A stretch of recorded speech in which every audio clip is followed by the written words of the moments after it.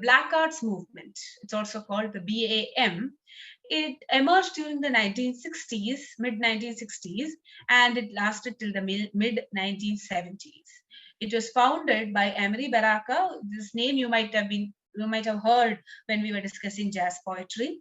So Emery Baraka launched this theatre school called BAATH, Black Arts Repertory Theatre School, in 1965 in Harlem, after the assassination of Malcolm X, who was a very well-known black activist and a proponent of black literature and art. So this theater focused extensively on black aesthetics, on the African American aesthetics. Now it was rooted in during the Harlem Renaissance, there were writers' guilds that were being formed. There was a workshop, Umbra workshop, that was held to promote a black aesthetics. So the Black Arts movement emerged from all this. It is a sister, you can call it a sister of the Harlem Renaissance. It's a kind of second Renaissance. Okay, the Black Arts movement. It advocated a black freedom, black power, black identity, and an embracing of blackness altogether.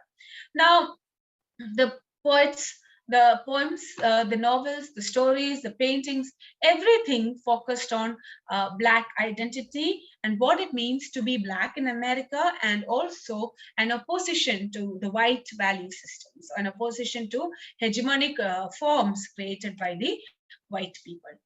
Now, there was a problem. There were several problems with this movement, and it was very controversial because it was very militant. Okay, they advocated violent means of achieving their ends.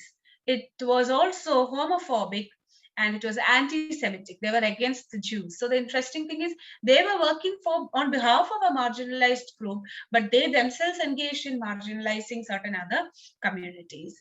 And they focused so much on blackness that all other groups, all other ideas were radically excluded from the arts. Like, even though they could adopt things from other cultures, not necessarily the Western cultures, they denied that, and they refused to adopt anything from outside. In fact, the writing was only for social purposes, and by social you mean black liberation. That was the only theme. They did not want to write about nature or beauty. They just wanted to write about militant things. They wanted to only write about the ideas of black liberation, and in a way it also spread racial hatred. And this black arts movements also established companies and journals to promote black literature. There was the Third World Press in Chicago, Broadside Press, Journal of Black Poetry, the Black Scholar, Black Dialogue. If you look at all this, there's an extreme emphasis on blackness. They never tried to incorporate elements from outside. They were a very self-sufficient or autonomous group which refused any kind of interference from outside. Okay, so the major proponent was, of course, Emery Baraka, who worked on black art and the revolutionary theater. Then we have Gwendolyn Brooks, who wrote very interesting poems like The Kitchenette, I think. So it is a wonderful poem.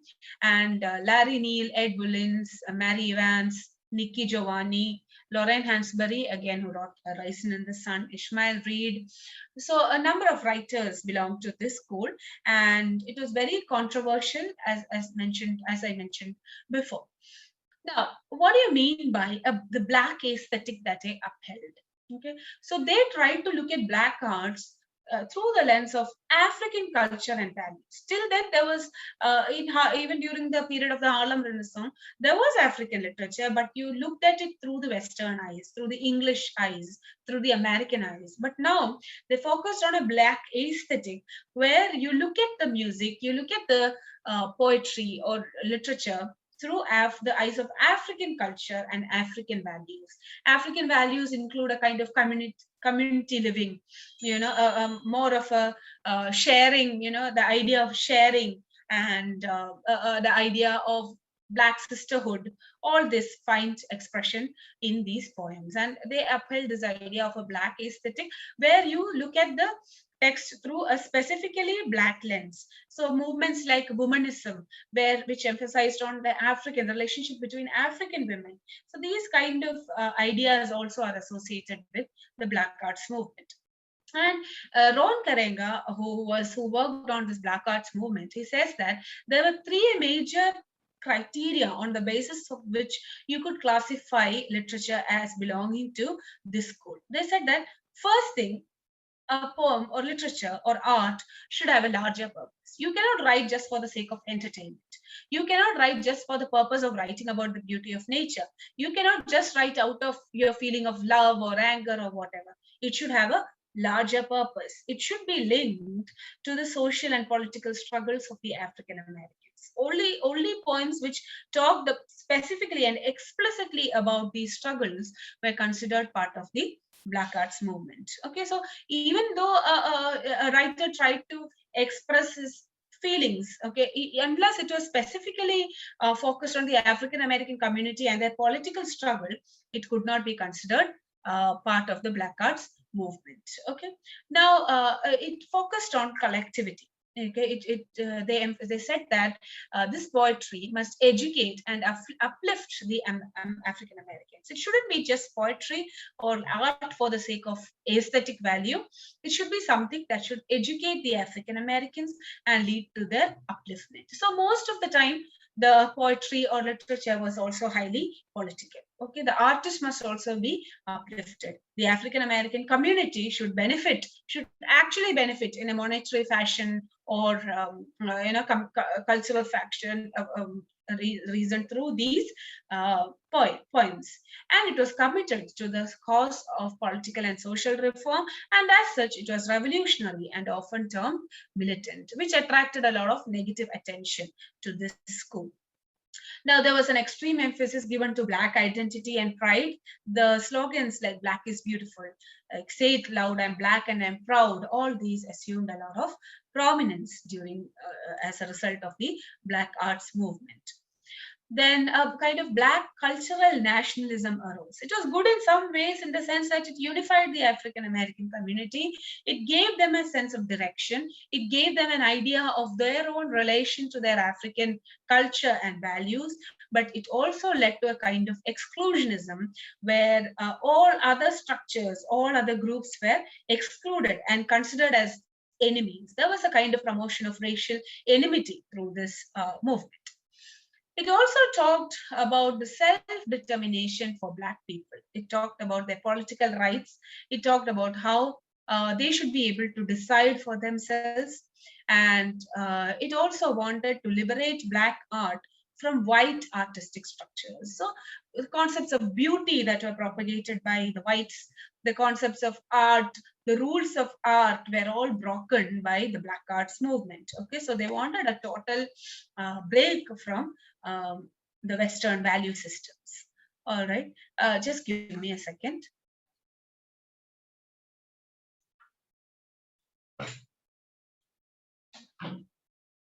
Values and African culture were to be embraced. Okay, they had to break free from other value systems. And see, during the Black arts movement, many of the people who were involved in it, they were third generation African people.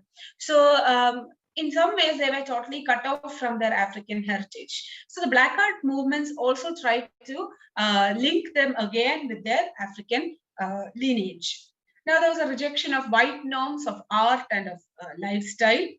And the Black arts movement also focused on the folk art. Okay, as I said before, African literature, African art is fundamentally oral, and the folk literature and folk art were highly privileged. I mean, it exists only that existed in the African community till a certain point of time. So this was adopted by the Black arts movement in America, and folk literature was privileged over high art. And folk literature in the sense of they created music like jazz music in the format of folk music, African folk music, with the call and response pattern, with the syncopation, with the rhythms, the colloquial language, and all that. And the Black experience had to be portrayed in literature and art in the Black arts movement. You couldn't talk about anything else. You couldn't talk about a general a story. Everything that you wrote had to do with Black experience. Otherwise it was excluded from the purview of this movement, and it had to express a Black consciousness, which is good, which led to the creation of a Black aesthetic, but it was also very exclusionary, and it was also very radical.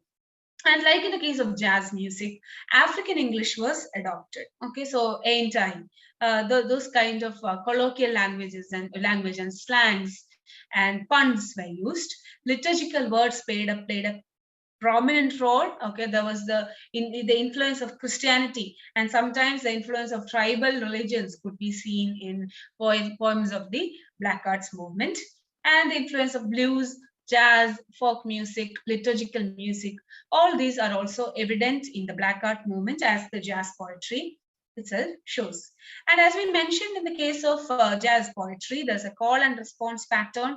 The lines are very short in the Black Arts movement poems, and there is free rhyme. Okay, so the only thing is, everything was short. It adopted folk music, it adopted African rhythms and all that. But because it was highly militant and exclusionary, there was a lot of controversy surrounding the Black Arts movement.